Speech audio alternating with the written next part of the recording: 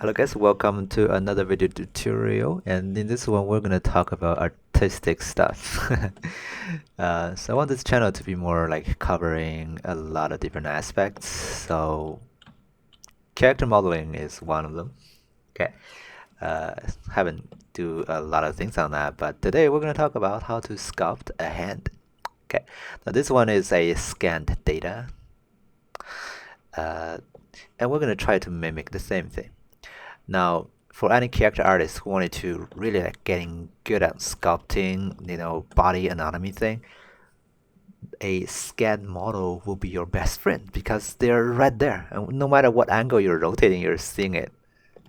The same angle you're sculpting, right? Isn't that cool, right? That's gonna give you exactly what you want, give you the best reference you can ever get. Okay, so very good starting like material, right? Some scan data, they're not that expensive. You can just get some real quick online, whatever. So hand is complicated because it has a lot of up and downs, right? You can see like smaller wobbles here and there, lines. It has 5 fingers, which anything that is kind of like repetitive is annoying to do. Hand is one of them. So yeah, that's just one thing that's I don't like to do hands. Anyway, another thing that is kind of like complicated is that it's not that regular, right? It has some characteristics, but it's generally speaking, you cannot really say it's a square, it's whatever. It's kind of like, a more like an organic shape from all different angles. Okay, so when it comes to something like that, then you have to be able to somehow simplify it to be able to understand it from the fundamental level before you move on to doing those details. Okay, and that's what I want to actually address. Doing the hand is not like for the purpose of doing the hand, but more like the way to see stuff. Okay, all right. So that's why I prepare some simplified version of the hand here. Let's take a look at this one first. Okay, right. The palm of the hand, the back of the hand here seems to be, kind of like having lines and bodges here and there, but you can simplify it into 3 major planes. Okay, we'll take a look at those two. Oops, let me change my masking to mask pen. This line and this line, those two forms into like a triangle or long shaft rectangular shape. That's the highest of the hand, right? And from there, you have another face tilting down, and you have another face tilting down that way. Okay, see what I'm trying to explain here, right? And that's those 3 planes I drew out on this. Well, of course, it is not 3 planes, right? It has more stuff happening in it, right? I'm not denying that, but I'm just saying that if you can just understand it with simpler shapes like this, it's easier to find the correct shape. Okay, the bigger picture here. The same thing happens to the bottom. I can see now what has, if you just look at it, you can see, well, there's a bodge here, a bodge here, a bodge here, another bodge here, a line here. It suddenly becomes complicated and it's harder to manage. But you can think of this entire thing as one big chunk, and the rest will be kind of like a triangle shape, like the blue one in there. If you think your things in this kind of like way, then it's easier to manage your stuff. Like you can see now, the low ground, this valley here, is basically a line connecting from the middle here of the wrist, and just arcs around to like a third on this edge, right? Or the middle from the thumb to the beginning of the index, right? And beyond that line, it's all high ground, right? It's all high ground now. It's arcing out, right?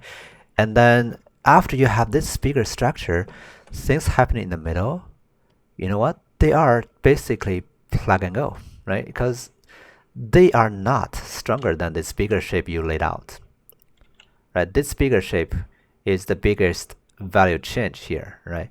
Now what's happening in the middle will be smaller up and downs like this, but no matter how big those smaller up and down is, they're not going to be as big as this big mountain, right? And because of that, it's almost like you have that and you just have a little bit variations in the middle, just add the things there and it's done, right? It's not like I have to somehow like make those one by one to be, you know, accurate or whatever. It's almost like it's a if you can make things in this organized from bigger to smaller way, you're able to get away with, you know, a decent shape fairly fast.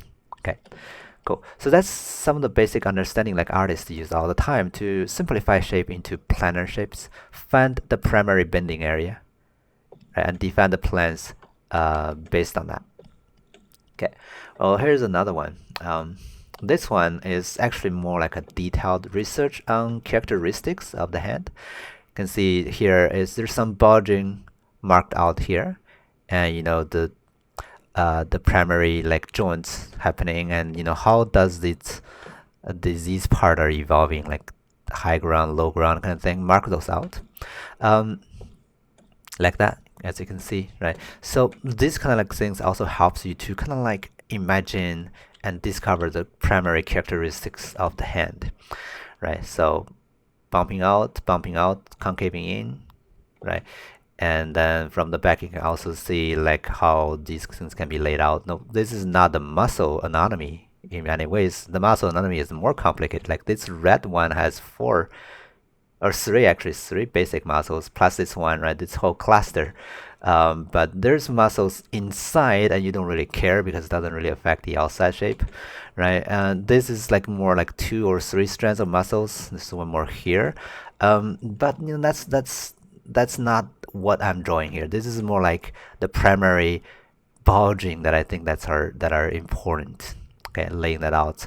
You can see here this red, almost like a water drop shape. This is actually marking out the edge of this concave area.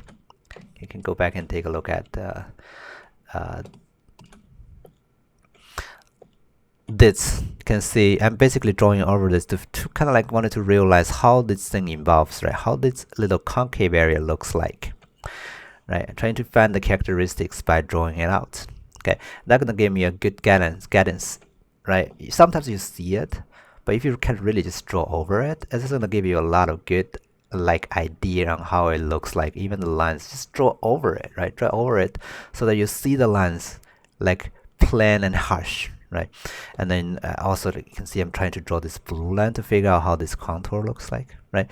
That's shape study. That's not anatomy or whatever, right? It's sometimes it may not be scientifically all correct, but this is gonna give you a really good guidance on what's going on. With that, plus your knowledge of anatomy, is gonna give you a that much better edge over doing basically whatever shape, right? It doesn't have to be a human hand. It can be anything, as long as you can analyze your shape in those kind of like, from bigger to small kind of like organizing ways, then it's easier for you to understand the shape. Okay, cool. All right, so this is going to be the first video. Just talk about like the ideas and the ways to observe. In the next one, we're actually going to go start sculpting the hand. Okay, see you next time.